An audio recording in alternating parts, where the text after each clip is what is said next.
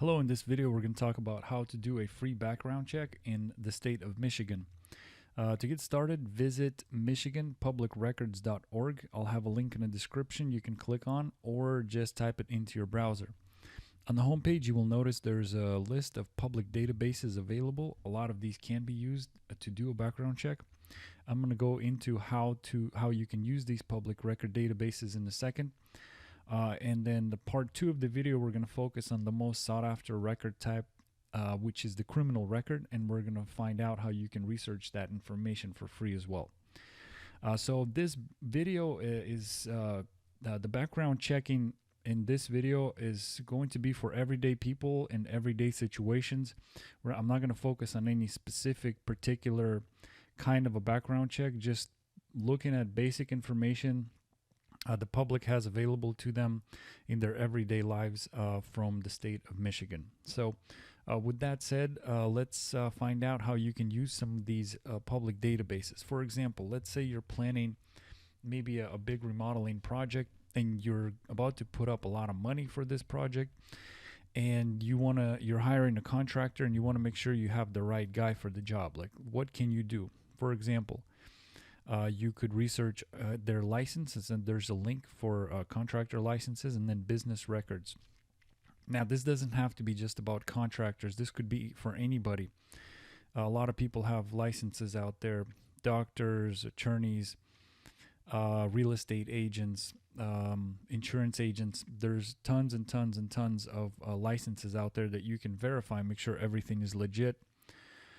In this situation, where I'm just going to focus on the contractors in particular. So yes, you have a link here where you can verify a license. You can search by name or business name, and what you can do is make sure there actually is a license. Make sure everything is legit, paid for. See how long they've had it for. Maybe they just got it last month. Maybe that's not necessarily something you want to work with. So you can look up information like that. You have your business entity search. Again, pretty much anybody that runs a construction company or any kind of business will have to register with the state, and you can have access to this information. You can see when they registered, are they paying and renewing on time, have there ever been like any interruptions in the ongoing. You got to renew this thing, I believe, every once a year or a few years. So you can kind of check and make sure that they're organized, making payments on time, and everything is legit, and there's actually a real business there. It's not just like some made-up business. So you can verify that information before you hand your money over. Another thing you could do is you could use court records. For example, you want to look at maybe specifically civil information, civil lawsuits, so like financial lawsuits, type of lawsuits relating to the business. Maybe there was an upset vendor or maybe upset customer in the past that ended up taking this contractor to court. You could use court records and determine if those types of court records exist, and maybe that's something that might be okay with you. Maybe it's not okay with you, but it ultimately helps you make a better decision when it comes to investing, putting your money on the line, and choosing the right individual for the job. So this is just some basic ideas of how to utilize some of these public record databases you have. Now let's get to the most sought after record, which is the criminal record. Pretty much that you have many different types of background checks out there, and pretty much the backbone of any type of background check out there is probably going to be the criminal record. So can you find criminal information for free? Well, that's what we're going to find out right now. If you hover over other records, you'll find specific pages. These are more detailed pages. I just clicked on inmate search, and what we're looking at here is the initiation of a criminal record is when the police department or the sheriff's department arrests somebody and charges them with a crime. So what happens is they'll typically get arrested, taken to a local jail. They're going to get booked, fingerprinted, mugshot will be taken. They're going to be identified to make sure it's the correct person, and then officially charged on paper, and they will typically either release them, keep them in jail until they see a judge or a bail will be posted. And so you can actually access these records. For example, the local county sheriff's department will typically have an online database, not in all cases, but at least the most populous ones do. And so I can show you, for example, here, we can just pick a random person here. You have your identifying information. You have your charge. You have your bond amount, and you have your court date. So you have quite a bit of information you can access regarding the arrest, and every county is going to do it slightly differently. The search box is going to be different. The way they display information is going to be different. And like I said, in some cases, they don't even have an online database. And if this information is really needed, you can just do a public records request at the local office, at the county level there. I bring this up because this is part of the criminal record process. And I'm just going over all the free databases you have access to. And these are the types of databases when the initial arrest happens that majority of the public can access for free at the county level. Typically, these databases will be managed by the sheriff's departments or police departments. So after they are arrested, everybody has to go to court. There is no choice. It's just the way the system is set up. Even if people don't show up to court, there's going to be a warrant set out for their arrest, and eventually they will be brought in. It just never expires. They will have to show up for court and see a judge. Anytime somebody sees a judge, shows up for court, a court document is created. Now, court records are considered public information, so members of the public can access these records.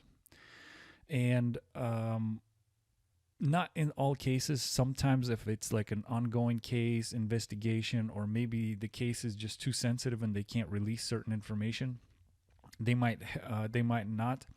But generally speaking, you can look at least basic details revolving around just about any case that's happening. And so if you look at the court system, you have anything from the Supreme Court to probate court, and each of these courts will have its own job. So for instance, municipal court, it's just city, like pretty much parking tickets, things like that. District court, you have your lower level crimes here. Circuit court, you have your felony level crimes. So these are going to be your major courts. You want the circuit and the district court. Now, I am focusing on criminal records, but keep in mind, background checks can be used for almost anything. So you still have civil, you have family records. Maybe you want to find out if somebody was divorced. Maybe you want to find out if they have any lawsuits against them. Maybe you want to find out if somebody has an eviction. Maybe you want to find out if they have a ticket. So there's a multitude of ways that you can run background checks using court records. Now, unfortunately, state of Michigan doesn't have a centralized system for this. What they have is they have many small databases. And so one of the bigger pages here, and I'm going to show you what it's the first link here that I just clicked on. It's going to display about 50% of the courts.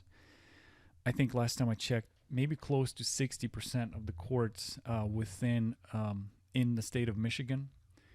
And so what you'll see here is, as you remember, your felonies and your lesser level crimes, district court and circuit court. And so if you look at this one county here, you have your district court. Probate we don't need in this situation. And then you have your circuit. I'm going to go ahead and click on that. So you have two databases for two different court types. And at the same time, you have a bunch of different counties. So it's kind of scattered. So if you really want to, you might not be able to look through every single county, every single court database, but you might want to maybe, if you are researching an individual, maybe look at the county where they live, maybe where they work, and then the surrounding counties. And then if you can find out maybe previous addresses, maybe check in those counties as well. So, pick the counties that you have the highest probabilities of getting a hit in the system. So you might not be able to do them all. It's just there's just so many of them. Now, I did mention that there's not 100% of the counties are in this system here. Some counties will provide this information, particularly the more populous counties with larger populations. They will provide their own databases. So, for example, Wayne County, and we have this information displayed for the most populous counties here. So, as you can see, they have their own system here, and so again, this is where it starts getting confusing. You have multiple databases that you're juggling, and like I said, if you can just kind of figure out where the person lives and maybe where they work, and that way you can really just kind of isolate certain areas, and it's just going to be impossible to research everything. And I'm just doing a general search here. I just going to use Smith here for an example. And so this is the database that I pulled up in Wayne County, and as you can see, records go back pretty far. I mean, I'm looking at the 80s here, and some of these background checks that if you order like official ones, they might go back like 7 years, 10 years, I think maximum. This is pretty incredible. I mean, it goes back pretty far. This is a very, very detailed database here. But again, keep in mind, it is it's just one single county. So, and if you take a look, if you click on the document, you'll see the person involved. You'll have some attorney information here. You have the charges. So you have a total of 6 of them here. And then you have the dispositions here. As you can see, there's a kind of like a timeline here. And as the months go, you have your sentences, things like that. Plead guilty. Some of these things were dismissed, as you can see here. And then it looks like they pled guilty to 1. So it's quite detailed. These reports are quite detailed, and they go back in time. So it's an opportunity to really dig in if you choose to do so. So, and then here's another one here. It's slightly different than the county one. This is the district court, and again, you have the criminal record here, some information regarding the individual. You have the charges here, and then what happened. Looks like it was just a speeding ticket here, and this goes all the way back to 96. So again, you can research some pretty old information here. Pretty interesting. Okay, so another thing actually, I didn't mention this right away. This is actually pulling both criminal and civil information. So under case division, if you are specifically looking at criminal records, you want to select criminal. If you just want to do civil information, you want to select civil. So just depending on what type of research you're doing. But as you can see, very detailed information. And I did not have to use a credit card. I didn't even have to create an account. I just needed to have the right databases and a name, and you're doing your research. And so it's completely free and available to the public. So once you go through the court process, you have it's either going to be a guilty or no guilty verdict. If it's guilty, sometimes they'll pay a fine. More serious crimes, they will have to go serve time.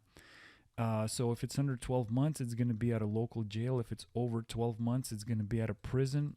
And the prisons are managed by the Michigan Department of Corrections. Now, these are going to be your more serious crimes. They actually have a database as well. And this database can also be researched free of charge. And I'm just going to go ahead and randomly select an individual. You have a mugshot. You have some identifying information. Looks like you have some earliest release date information, maximum discharge date. You have your sentence information here. This is the active one. So if the person has been in and out of prison, so this is the current one that they're serving, and you have your offenses here, and some information regarding these offenses here. And then your inactives, this pretty much means that they've already been in the prison system. So you actually get like a timeline of this individual going in and out of prison. And I'm not picking on this person. This is just a random profile just to show you what it would look like. And again, this was completely free, easy to use. You don't even have to create an account. Just have a name and know what you're researching, and you have the information at your fingertips. One more database actually to look into when you're doing criminal record searches is the sex offender registry. And the state of Michigan has a statewide system, and also it is used for free. So it should be a part of every single criminal background check as well. One more item to talk about. This is the name search box on top here, and this is not a free database, but it's a great database that you might find very useful. Now, it pulls records from public resources, court information, property records, criminal records, arrest information, financial records, things like bankruptcies, maybe financial lawsuits, things like that, private databases, like if you find out somebody's cell phone information, previous addresses, like people move around. And it doesn't just pull records from the state of Michigan, it goes outside the state. So it pulls records from multiple states, kind of giving you like a nationwide look into someone's historic past. And what's great about it is all of this, thousands of these databases are pretty much compiled into a single system, and you're able to almost instantaneously research this information. So it saves you a lot of time. The awesome part is, let's say somebody has a criminal past in Pennsylvania or New Jersey, and they're living in Michigan now. If you're just searching within Michigan, you're not necessarily going to see what happened in Pennsylvania or New Jersey. But using a system like this, it gives you an opportunity to look at different states and see if people have public records and criminal records within other states, or at least figure out if they have what their previous addresses are, so you can go do that research within that state using their official resources. So it's quite a useful tool, and check it out. It might be worth adding it to your research arsenal. So with that said, visit MichiganPublicRecords.org and come on down and get started on your free background check in the state of Michigan. Thank you.